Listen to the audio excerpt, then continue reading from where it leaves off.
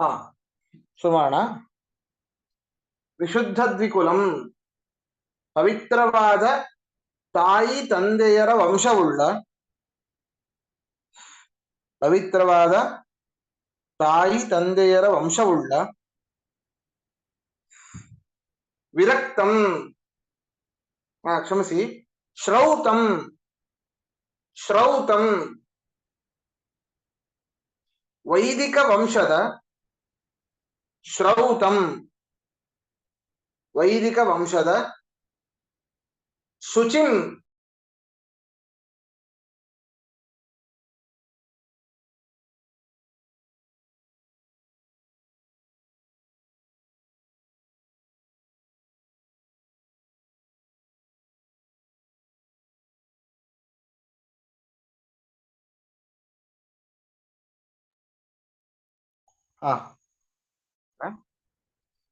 ಶ್ರೌತಂ, ವೈದಿಕ ವಂಶದ,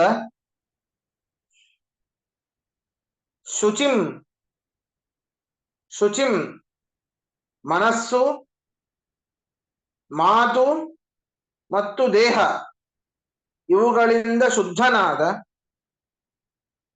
ಮನಸ್ಸು, ಮಾತು, ದೇಹ ಇವುಗಳಿಂದ ಶುದ್ಧನಾದ,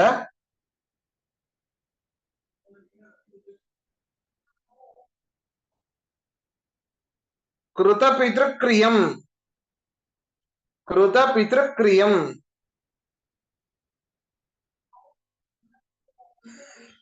ಮಾತಾಪಿತೃಗಳ ಶ್ರಾದ್ದವನ್ನು ಮಾಡಿದ,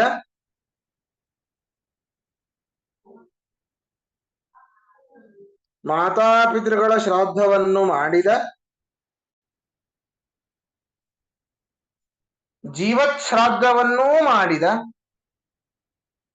ಜೀವಚ್ಛ್ರಾದ್ದವನ್ನೂ ಮಾಡಿದ,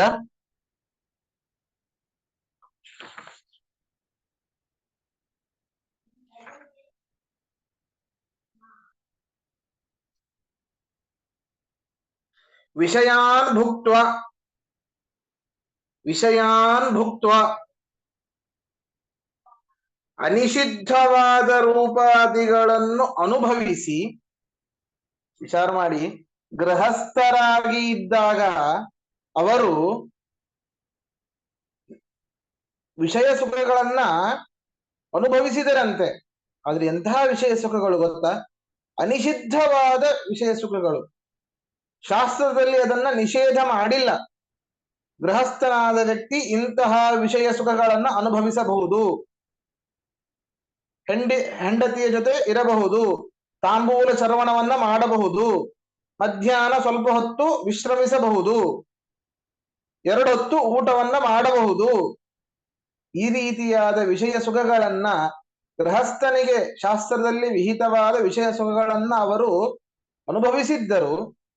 ಆದರೂ ಈಗ ಸನ್ಯಾಸಿಗಳಾಗ್ತಾ ಇದ್ದಾರೆ, ಆದ್ದರಿಂದಾಗಿ ಅಂತಹ ವಿಷಯ ಸುಖಗಳನ್ನು ಕೂಡ ಬಿಡ್ತಾ ಇದ್ದಾರೆ ಅಂತ ಇದರಲ್ಲಿ ವರ್ಣನೆ ಮಾಡ್ತಾ ಇದ್ದಾರೆ. ವಿಷಯಾನ್ ಭುಕ್ತ್ವ, ಅನಿಷಿದ್ಧವಾದ ರೂಪಾದಿಗಳನ್ನು ಅನುಭವಿಸಿ, ವಿರಕ್ತಂ, ವೈರಾಗ್ಯಶಾಲಿಯಾಗಿರುವ, ವಿರಕ್ತಂ, ವೈರಾಗ್ಯಶಾಲಿಯಾಗಿರುವ,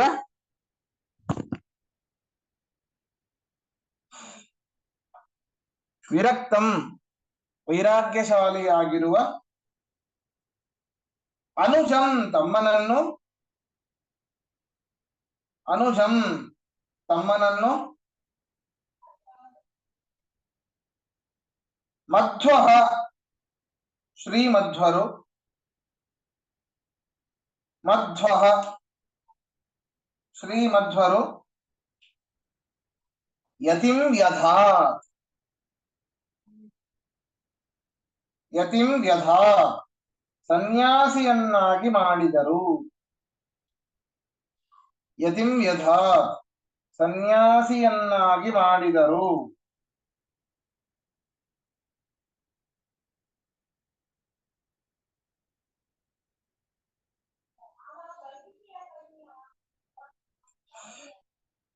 ನೋಡಿ, ಪ್ರಶ್ನೆ ಇದೆ, ಕೇಳಿ.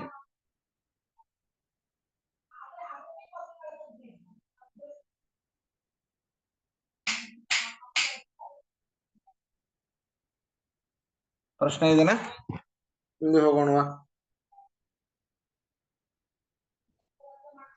ಗುರುಗಳೇ, ಹೇಳಿ. ರೂಪಾದಿಗಳನ್ನು ಅನುಭವಿಸಿ. ಹಾ, ಸರಿ ಸರಿ.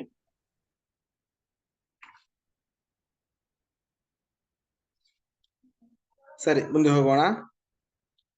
ವಿಶೇಷ ಅಂತಂದ್ರೆ ಯತಿಗಳು ಎಲ್ಲ ಮಂತ್ರಗಳ ಜಪವನ್ನ ಮಾಡಬಹುದು, ಆದರೆ ಬಹಳ ಜಪ ಮಾಡಬೇಕಾದಂತಹ ಮಂತ್ರ ಅದು ಪ್ರಣವ ಮಂತ್ರ.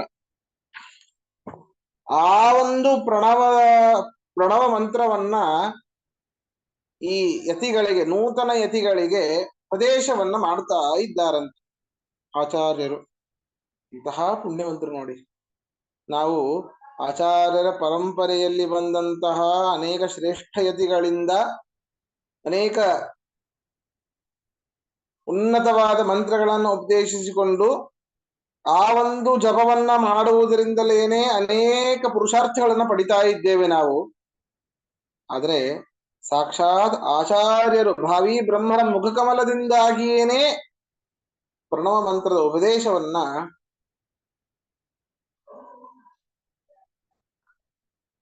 ಪಡಿತಾ ಇದ್ದಾರೆ. ಇಲ್ಲಿ ಎಷ್ಟೊಂದು ಪ್ರಣವ ಮಂತ್ರ ಅಂದಾಗ ಒಂದು ಭೀಮನ ಕಟ್ಟೆ, ಭೀಮದ ಕೆಂಭಾವಿ ಅಂತ ಊರು ಬರ್ತದೆ. ಅಲ್ಲಿ ಭೀಮದಾಸರ ಕೆಂಭಾವಿ ಅಂತ ಹೇಳಿ ಊರು. ಅವರ ಹೆಸರು ಒಬ್ರು ದಾಸರಿದ್ದಾರೇನೋ ಹೌದಲ್ಲಿ. ಅವರು ಒಂದು ಹಾಡನ್ನ ಬರೀತಾರೆ. ಏನು, ನಮ್ಮ ಒಂದು ಶರೀರದಲ್ಲಿ ಹೇಗೆ ಇದೆ ಅಂದ್ರೆ,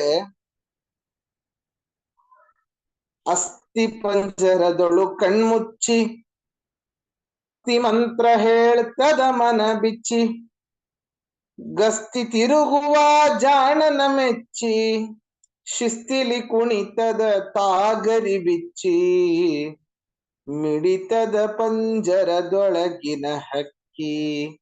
ಈ ಒಂದು ಜೀವಕ್ಕೆ ಹಕ್ಕಿಗೆ ಹೋಲಿಸ್ತಾ ಇದ್ದಾರೆ. ಪಂಜರ ಯಾವುದು? ನಮ್ಮ ಅಸ್ಥಿ ಪಂಜರವೇನೆ ಅದಕ್ಕೆ ಒಂದು ಪಂಜರ.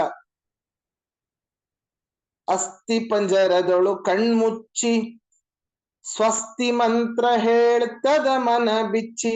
ಈ ಜೀವವು ಕೂಡ ಸ್ವಸ್ತಿ ಮಂತ್ರ ಅಂದ್ರೆ ಪ್ರಣವ, ಓಂಕಾರ. ಬೇಕಾದ್ರೆ ನೀವು ಎರಡೂ ಕಿವಿಯನ್ನ ಸರಿಯಾಗಿ ಮುಚ್ಕೊಳ್ಳಿ, ಒಂಥರ ಠೇಂಕಾರ ಕೇಳಿಸತ್ತೆ. ಕ್ಯೂ ಅಂತ ಈ ರಾತ್ರಿ ಹೊತ್ತು ಹುಳುಗಳೆಲ್ಲ ಒದರ್ತಾ ಇರ್ತವೆ. ಒಳಗಿನ ಶಬ್ದ, ಒಳಗಿರುವಂತಹ ಮುಖ್ಯ ಪ್ರಾಣ ದೇವರು ಆ ಜೀವನಿಂದಾಗಿ ಪ್ರಣವ ಮಂತ್ರವನ್ನ ಹೇಳಿಸ್ತಾ ಇರ್ತಾರಂತೆ. ಅದನ್ನೇ ಸ್ವಸ್ತಿ ಮಂತ್ರ ಹೇಳ್ತದ ಮನ ಬಿಚ್ಚಿ, ಗಸ್ತಿ ತಿರುಗುವ ಜಾಣನ ಮೆಚ್ಚಿ. ಯಾರು ಜಾಣ? ಪೊಲೀಸರು ತುಂಬಾ ಗಸ್ತು ಇದೆ ಅಲ್ಲಿ ಅಂತ ಹೇಳ್ತೇವೆ, ತುಂಬಾ ಸೆಕ್ಯೂರಿಟಿ ಇದೆ ಅಂತ. ಆ ಕಡೆಯಿಂದ ಈ ಕಡೆ ಓಡಾಡ್ತಾ ಇರ್ತಾರೆ ಗಸ್ತು ಪೊಲೀಸರು. ಕೆಳಗಿಂದ ಮೇಲೆ ಓಡಾಡುವಂತಹ ಯಾರು? ಮುಖ್ಯ ಪ್ರಾಣ. ಉಸಿರು ಮೇಲೆ ಕೆಳಗೆ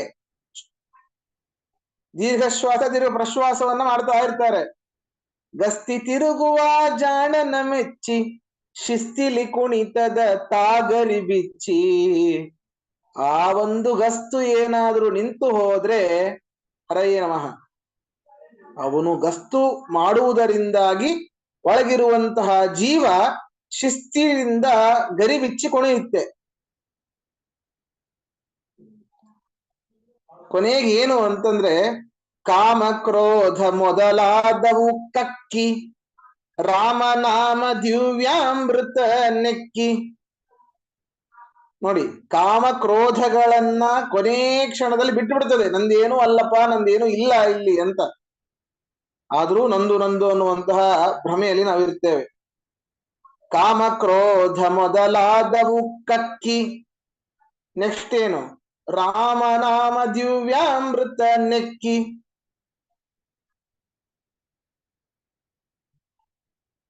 ಭೀಮನೊಡೆಯನ ನೋಡಿತು ಹಕ್ಕಿ. ಆ ರಾಮನಾಮ ದಿವ್ಯಾಮೃತವನ್ನ ನೆಕ್ಕಿದಾಗ ಮಾತ್ರ ಭೀಮನೊಡೆಯನಾದಂತಹ ಶ್ರೀಕೃಷ್ಣ ಪರಮಾತ್ಮನನ್ನು ನೋಡಿ ಮುಂದೆ ವೈಕುಂಠಕ್ಕೆ ಹೋಗುತ್ತೆ ಅಂತ. ಈ ಒಂದು ಪ್ರಣವ ಮಂತ್ರ ಅಂತ ಯಾಕೆ ಇಲ್ಲಿ ಸ್ವಸ್ತಿ ಮಂತ್ರ ಅಂತ? ಸ್ವಸ್ತಿ ಮಂತ್ರ ಇಸ್ಕೊಂಡು ಪ್ರಣವ ಮಂತ್ರ. ಅದನ್ನ ಮುಖ್ಯ ಪ್ರಾಣ ದೇವರು ಸದಾಕಾಲ ನಮ್ಮಲ್ಲಿ ಇದ್ದು ಜಪ ಮಾಡ್ತಾ ಇರ್ತಾರೆ. ಇಂತಹ ಮುಖ್ಯ ಪ್ರಾಣ ದೇವರ ಅವತಾರನಾದ ಮಧ್ವಾಚಾರ್ಯರಿಂದಾಗಿ ಸಾಕ್ಷಾತ್ ಆಗಿ ಆ ಯತಿಗಳು ಉಪದೇಶವನ್ನ ಪಡಿತಾ ಇದ್ದಾರೆ. ಇಂತಹ ಅದ್ಭುತ ಅಂತ ಇದರಲ್ಲಿ ಹೇಳ್ತಾ ಇದ್ದಾರೆ. ರಹಸ್ಯತಿ ರಹಸ್ಯಂ ತತ್ ಬ್ರಹ್ಮ ಬ್ರಹ್ಮ ಸಮೋದದೋ ಅಮುಷ್ಮೈ ಪಂಚ ತಪಸೋ ನ ವಿದುರ್ ಯತ್ತಪಸ್ವಿನಃ. ಕೆಲವು ಮುನಿಗಳಿರ್ತಾರಂತೆ, ಪಂಚಾಗ್ನಿ ತಪಸ್ಸನ್ನ ಮಾಡ್ತಾ ಇರ್ತಾರೆ. ಏನು ಪಂಚಾಗ್ನಿ ತಪಸ್ಸು? 4 ದಿಕ್ಕಲ್ಲೂ ಕೂಡ ಒಂದು ದೊಡ್ಡ ದೊಡ್ಡ ಯಜ್ಞ ಕುಂಡವನ್ನ ಮಾಡಿ ಮಧ್ಯದಲ್ಲಿ ಅವರು ನಿಂತು ಒಂಟಿಗಾಲ ಮೇಲೆ ನಿಂತು ಊರ್ಧ್ವಮುಖರಾಗಿ, ಅಲ್ಲ ಆಚಾರ್ಯ 4 ಅಗ್ನಿಗಳಾಯ್ತು, 4 ಕುಂಡ ಅಂದ್ರೆ 4 ಅಗ್ನಿಗಳು. ಇನ್ನೊಂದು ಅಗ್ನಿ ಯಾವುದು? ಅದು ಸೂರ್ಯ. ಮೇಲೆ ಅವನೊಬ್ಬ ಅಗ್ನಿ, ಸುತ್ತಲೂ 4, ಹೀಗೆ ಒಂದೇ ಕಾಲಲ್ಲಿ ನಿಂತು ಮೇಲಿರುವಂತಹ ಸೂರ್ಯನನ್ನ ಕಣ್ಣನ್ನ ಮಿಟಿಕಿಸದೇನೆ ನೋಡ್ತಾ ತಪಸ್ಸನ್ನ ಮಾಡ್ತಾ ಇರ್ತಾರೆ. ಪಂಚಾಗ್ನಿ ತಪಸ್ಸು ಅಂತ ಕರೀತಾರೆ.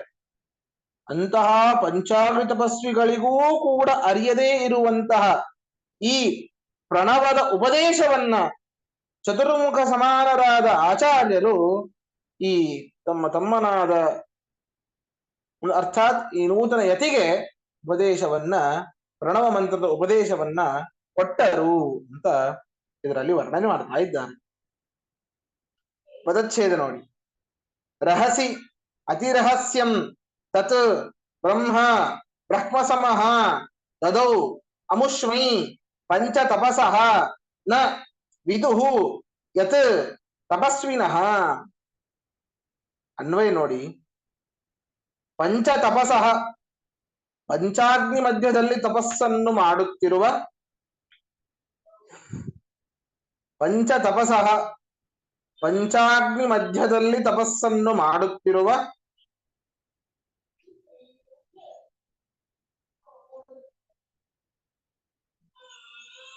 ತಪಸ್ವಿನಃ ಮುನಿಗಳು, ತಪಸ್ವಿನಃ ಮುನಿಗಳು ಯದ್ ಬ್ರಹ್ಮನವಿದುಃ, ಯದ್ ಬ್ರಹ್ಮನವಿದುಃ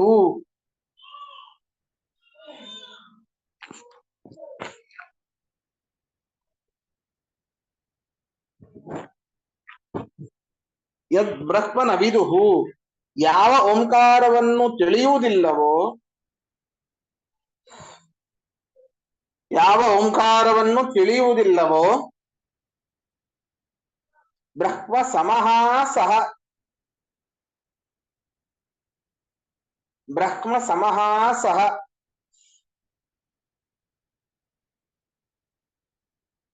ಚತುರ್ಮುಖ ಬ್ರಹ್ಮನಿಗೆ ಸದೃಶರಾದ ಶ್ರೀ ಮಧ್ವರು, ಚತುರ್ಮುಖ ಬ್ರಹ್ಮರಿಗೆ ಸದೃಶರಾದ ಶ್ರೀ ಮಧ್ವರು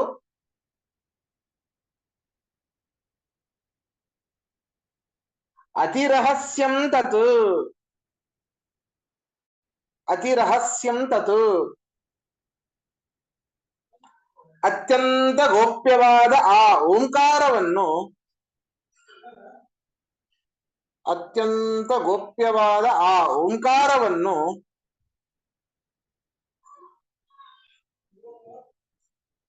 ರಹಸಿ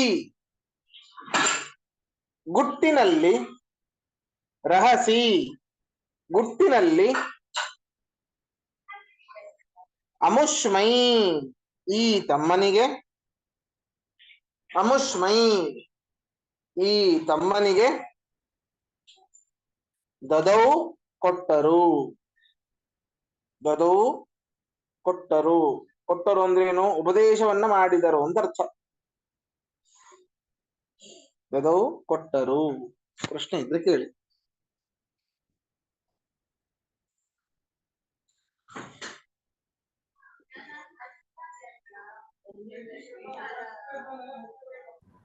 ಅಂದ್ರೆ ಆಚಾರ್ಯ ಇಲ್ಲಿ ಪಂಚಾಗ್ನಿಗಳಿಗೂ ಆ ಉಪದೇಶ ಮಾಡಕ್ ಆಗ್ತಿರ್ಲಿಲ್ಲ ಅನ್ನೋದನ್ನ ಹೇಳಿದಾರಲ್ವಾ?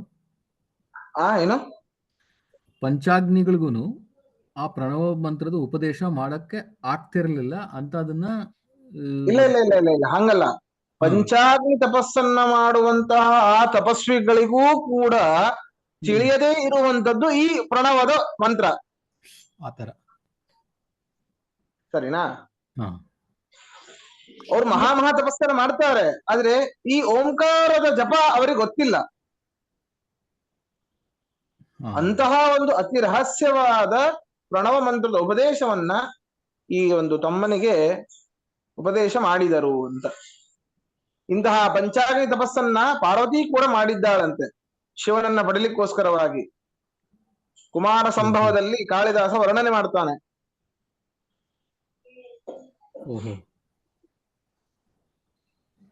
ಕೊನೆಗೆ ಅದನ್ನ ಒಂದ್ಸರಿ ನಿಜವಾಗ್ಲೂ ಓದ್ಲೇಬೇಕು.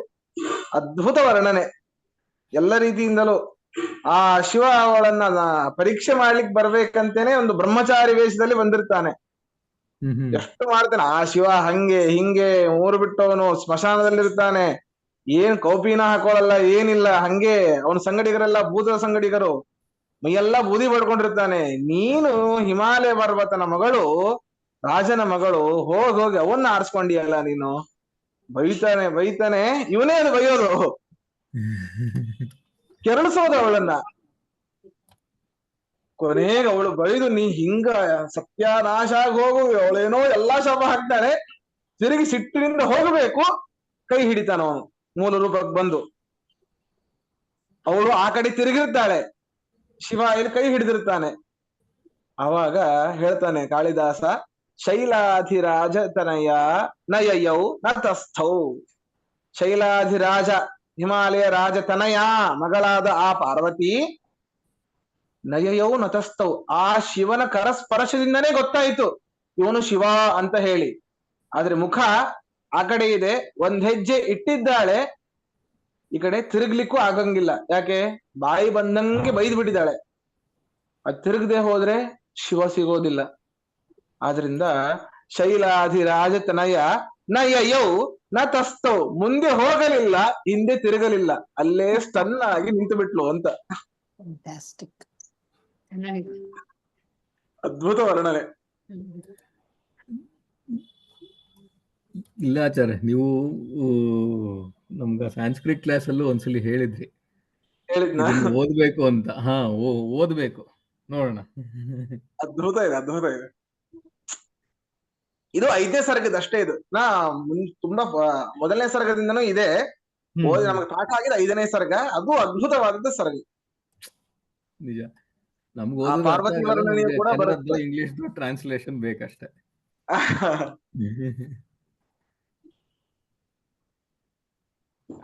ಸರಿ, ಹಾಗಾದ್ರೆ ಇವತ್ತಿನ ಪಾಠ ಮುಗಿಸೋಣ. ಶ್ರೀಕೃಷ್ಣಾರ್ಪಣಮಸ್ತು. ಕೃಷ್ಣ. ನಮಸ್ಕಾರ.